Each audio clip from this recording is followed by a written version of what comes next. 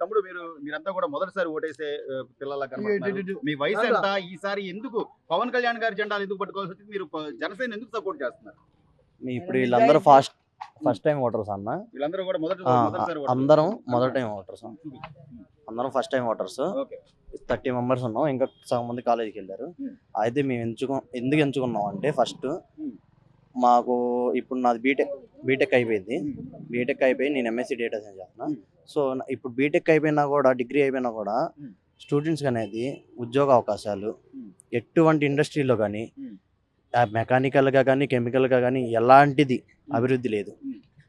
ఇక్కడ ఏంటంటే చదువుకున్నోడికి కాదు, చదువు లేనోడికి ఎక్కువ విలువ ఇస్తున్నారు.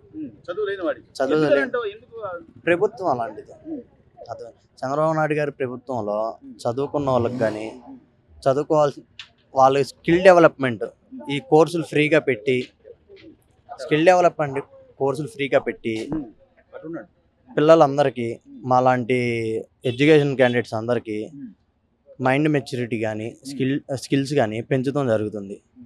వీళ్ళు చూస్తే ఎలాంటి స్కిల్ డెవలప్మెంట్ ఎటువంటిది ఏదీ లేదు. మనం చూస్తే నిన్న రీసెంట్గా వచ్చిన యూపీఎస్సీ సివిల్ సర్వీస్ ఎగ్జామ్లో మన ఆంధ్ర నుంచి ఒకే ఒక అతను వెళ్ళాడు.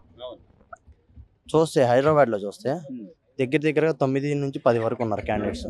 మరి చూసారు అక్కడ డిఫరెన్స్, ఇక్కడ డిఫరెన్స్, ఎడ్యుకేషన్ ఎలా ఉందో. కానీ జగన్మోహన్ రెడ్డి గారు మొదటి నుంచి కూడా చెప్పేది, నేను బటన్ నొక్కుతున్నా, నేను సింగిల్ గా వస్తున్నా, వాళ్ళందరూ కూటమిగా వస్తున్నారు అంటే, ఇప్పుడు మంచి చేసేవాడు సింగిల్ గా వచ్చినాను లేకపోతే నేను అది చేశాను ఇది చేసి చెప్పుకోవసరలా. ప్రజలకు తెలుసు ఏం జరుగుతుంది అనేది. ఈరోజు ఒక గులకరాయితో నన్ను దాడి చేశారు, నన్ను హత్యా ప్రయత్నం చేశారని చెప్పుకోవడం కన్నా కూడా, నా బాబాయ్ హత్య కేసు నేను ఛేదించాను, నా చెల్లికి న్యాయం చేశాను, లేదా నా రక్తం పంచుకు పుట్టిన షర్మిలకి న్యాయం చేశాను అని చెప్పుకునే ధైర్యం ఆయనకు ఉందా?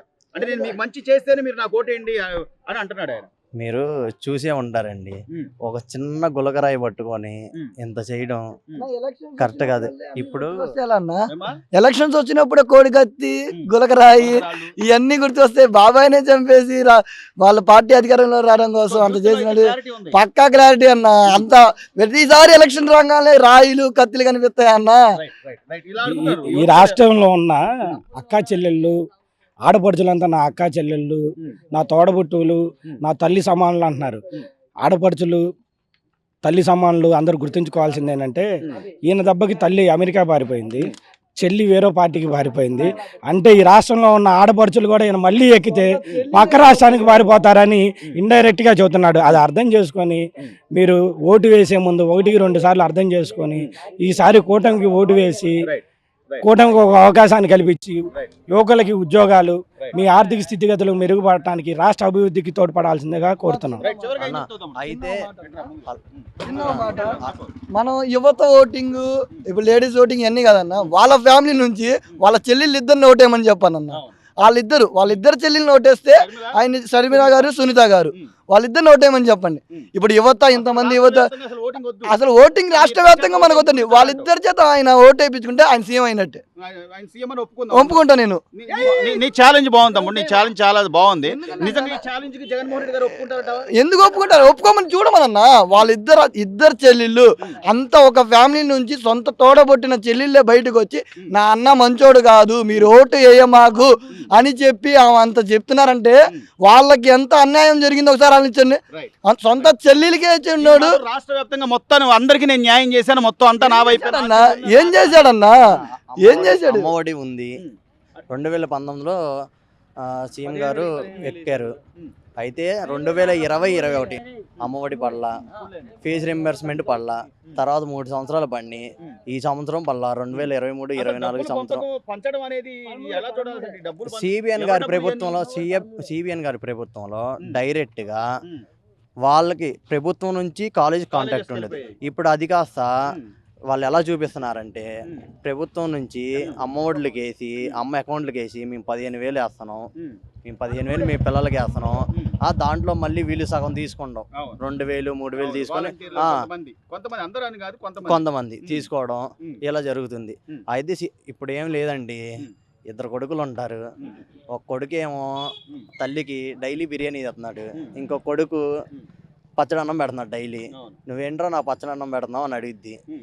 ఎందుకంటే కొడుకు బిర్యానీ పెడుతున్నాడు కదా, చిన్న కొడుకు బిర్యానీ పెడుతున్నాడు. ఏం పెడుతున్నాడు, డైలీ ఇంట్లో వస్తువులు అమ్మేసి డైలీ అమ్మకు తెచ్చి పెడుతున్నాడు.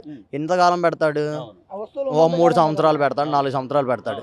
అయిపోయింది, టైం అయిపోయింది, 4 సంవత్సరాలు పెట్టాడు, అంతా అయిపోయింది. ఇప్పుడు ఆడికి తినడానికి లేదు, చిన్న కొడుక్కి, తల్లికి పెడతానికి లేదు. చివరి తల్లి అక్కడికి వెళ్ళాలి, పచ్చడి అన్నం తిన్నా, పచ్చడి మెతుకులు తిన్నా, ఉట్టి అన్నం తిన్నా, మజ్జిగ అన్నం తిన్నా సంవత్సరాలు బతకాలి కాబట్టి ఫుల్గా ఉంది. ఇక్కడ నాదెళ్ల మనోహర్ గారు గెలుస్తారంట. నాదెళ్ల మనోహర్ భారీ మెజారిటీ మామూలుగా ఉండదన్నా. బాగా అసలు ఈ విషయంలో లోకలే అన్నా, లోకల్ కాదని ఎవరన్నారు? శివ గారు లోకలే, మనోహర్ గారు లోకలే. మనోహర్ గారు బయట నుంచి రాలేదుగా, నాదెళ్ల భాస్కర్ గారు బయట నుంచి రాలేదుగా.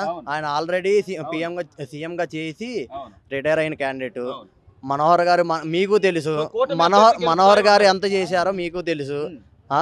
ఎన్ని రోడ్లు వేశారు, మా కాలనీ కరెంట్ ఎంత చేశారు. తెనాలికి మనోహర్ గారు చేసిన అభివృద్ధి ప్రతి ఒక్కరికి తెలుసన్న, పిల్లల కాడి నుంచి పెద్దల దాకా ప్రతి ఒక్కరికి మనోహర్ గారు చేసిన అభివృద్ధి కానీ, రోడ్డు కానీ, పెద్దరావురు నందివేలుగు రోడ్డు కానీ, ఆయన చేసిన అభివృద్ధులు చాలా ఉన్నాయన్న. ఆయన శాంక్షన్ చేసిన తర్వాత మన టీడీపీ రానివ్వండి ఏదైనా రాని వీళ్ళు రాగానే ఇలా చేశారు తప్ప, ఆయన అప్పట్లోనే చాలా శాంక్షన్ చేశాడు, చాలా అభివృద్ధులు చేశారన్న. ఆయన ఎన్నే చేశాడో అందరికీ తెలుసు కాబట్టి ప్రజలు చాలా ముద్దు చూపుతో ఈ కూటమిని గెలిపిద్దామని చెప్పి మనస్ఫూర్తిగా చాలా మంది కోరుకుంటున్నాం అన్న.